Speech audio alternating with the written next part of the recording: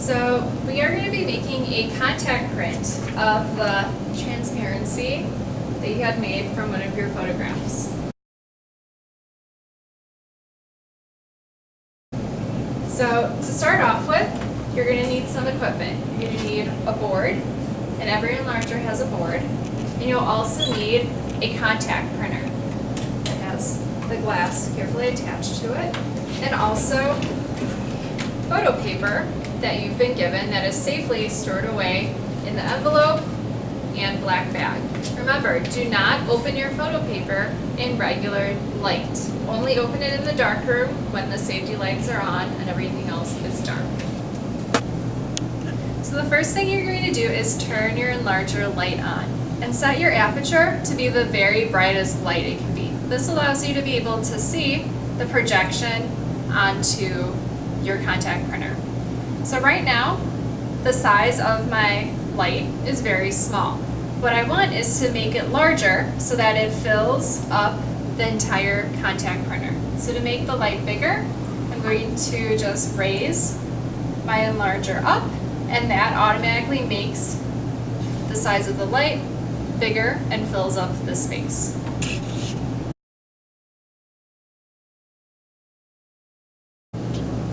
So the very first thing we're going to make for our contact print is a test strip. So the test strip shows the way the light affects your photo paper based on the negative you have. So test strips will be light to dark and have a range of value in between. So once you have the enlarger light at the correct size, you'll turn the aperture down so you're at the second dimmest light. So you'll see the light go from really bright to dimmer to really dim. So you just want to go up a little bit so it's a little bit brighter. Now this is a good starting off point for your first test strip. Each enlarger is a little bit different and each negative is different. So there's no set standard that everything will work for you right away. But second dimmest, good starting off point, and from there you can adjust your light or your timer to get your desired effect.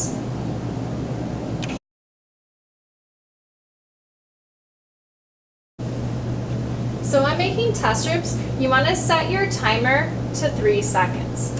That's a very good starting off point that will give you a good range of value from start to finish. So I just turn the dials to 0 and 3 so that my timer says 3 seconds. And remember that when you press the start button, the light turns on, timer turns on, and when the time is up, the light automatically turns off for you.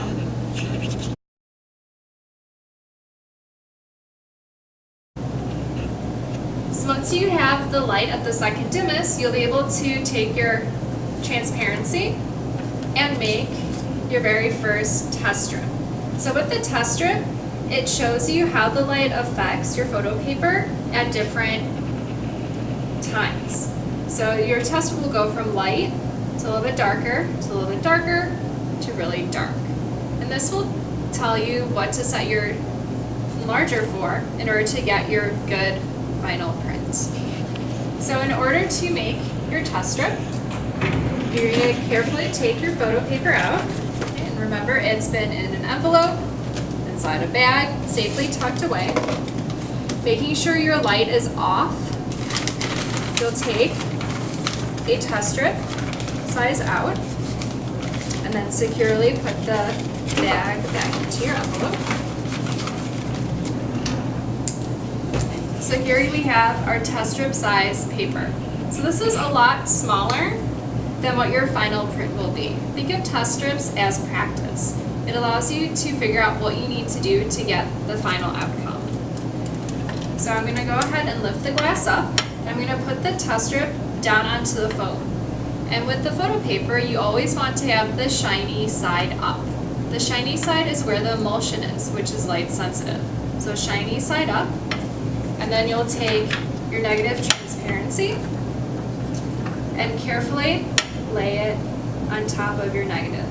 So I've gone ahead and I put the negative on top of the test strip in an area that has a pretty good range of value. There's some lighter areas and some darker ones and a little bit in between. So once my negative is in place, I'll go ahead and carefully push the glass down and clip it if it has a clip. The glass allows the negative and the photo paper to have a very good contact. So that way you get a nice crisp image. So now we're ready to make our test strip. So for this, you're going to need a piece of cardboard because this is what's going to allow you to block off areas of photo paper to get the different increments of light. So the very first thing you'll do is you'll cover up the majority of your test strip, leaving a little sliver exposed. Okay. I like to hover my cardboard over in case things move around a little bit. So I'm going to hover the cardboard over, I'm going to hit the start button, the light turns on for 3 seconds, then it turns off. As soon as the light turns off, I'm going to move the cardboard over a little bit, exposing a little bit more of the photo paper. Turn the timer on, light turns on, light turns off, move the cardboard over a little bit. I'm going to do this across the whole test strip, with the last one exposing the entire sheet of photo paper.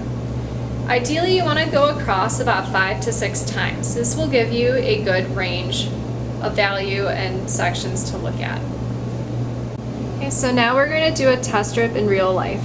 So we're going to turn the timer on, and as you can see, I have the majority of my test strip turned off. Light turn on, light turn on and off. Moved it over, light on, light turns off, on and off, on and off. And then the last one, my entire test strip is exposed. After exposing your photo paper to light, run it through all of the darkroom chemicals.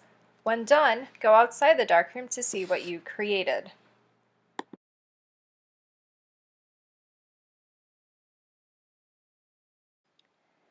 When you start evaluating your test strip, you want to see if it is successful. Your test strip can fall under 3 different categories: either too dark, too light, or perfect. The top example test strip is way too dark. It has a lot of dark grays and black and is not visible towards the end. The middle test strip is way too light. It has way too much white in it, and once again you can't really see the image. The bottom test strip is perfect. You have a nice full range of values from light to dark, and you can clearly see what your picture is. If you have a negative that is too dark or too light, you can change the settings on the enlarger and redo it in order to get a better result.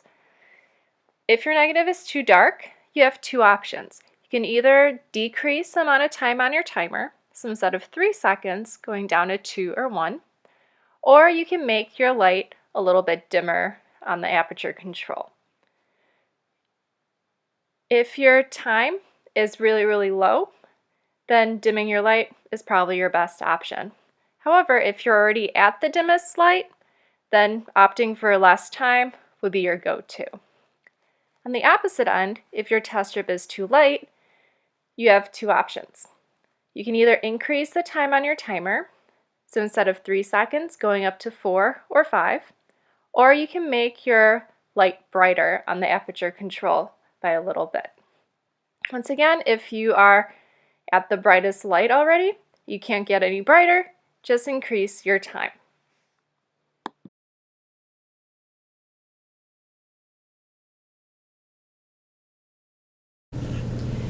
So after developing my test strip through all of the chemicals, I brought it out to the classroom so that I can properly evaluate it. You always want to evaluate your test strip when you're out in real light so that way you can really see what your image looks like. The darkroom tends to make your photo paper look a lot darker than it is in real life.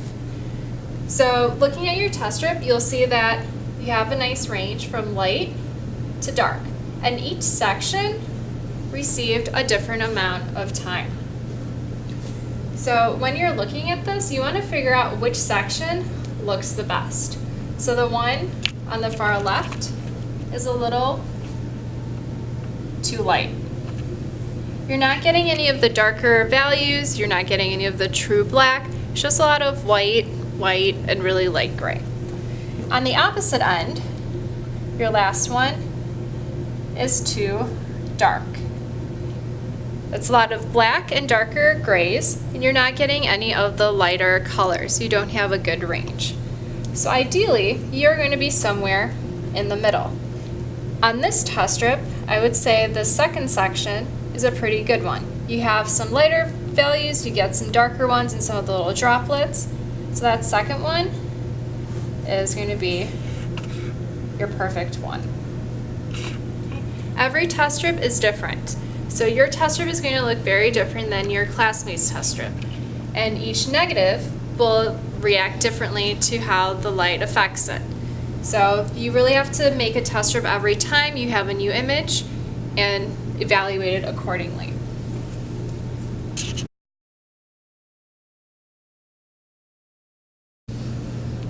So now that we've figured out that the section is the perfect one with the correct exposure, we need to figure out how much time it took to get that result. So each section on your test strip received a different amount of time. So I'm just going to go ahead and draw a line to kind of show each individual section. One thing that students can often do is fold their test strip into the individual sections to help them read a little bit better. So, but for this case, we have lines to separate it out. The very lightest section received the least amount of light, which is why it's really light. And then the darkest section got the longest amount of light. So because our timer was set to 3 seconds, this first section only got one pop of 3 seconds. It was exposed last, so it only had 3 seconds. And every subsequent section, you take whatever was before and then add whatever your timer was set to. So this second section got 2 clicks of light, 2 pops of light. So that would be 6 seconds, then the next one, 9, then 12, and finally 15. So because our timer was set to 3 seconds, we have intervals that are separated by 3. Another way to figure out your time is by counting your section number and then multiplying by what your timer was set to. So counting from the lightest, we have section 2 times my timer, which was set at 3 seconds. So 2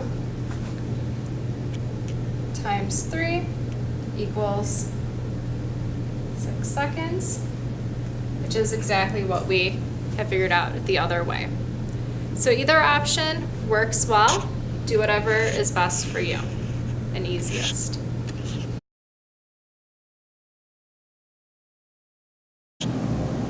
So now that I've evaluated my test strip and decided that 6 seconds will give me the optimal exposure, I'm going to come back to the darkroom and set my timer to 6 seconds. I like to call this the magic number. So your photo paper will be exposed for a total of 6 seconds over the entire sheet in order to get your final image. And take out another sheet of photo paper. This time the photo paper is cut to the size of my negative, so 3.5 by 5. Before I take out my photo paper, I always make sure that my light is turned off. I'm going to take my photo paper, shiny side up, place it on the foam in the contact printer. I'm going to carefully lay my negative on top, lining it up, closing the glass, and then you can go ahead and turn the timer on. The light turns on for 6 seconds and then turns off when it is done. So my entire photo paper is being exposed all at once for the final magic number time for exposure. Okay, so now with the lights off, I've gone ahead, turned the timer on, light turns on for 6 seconds, and then turns off. After exposing your photo paper to light, run it through all of the darkroom chemicals. When done, go outside the darkroom to see what you created.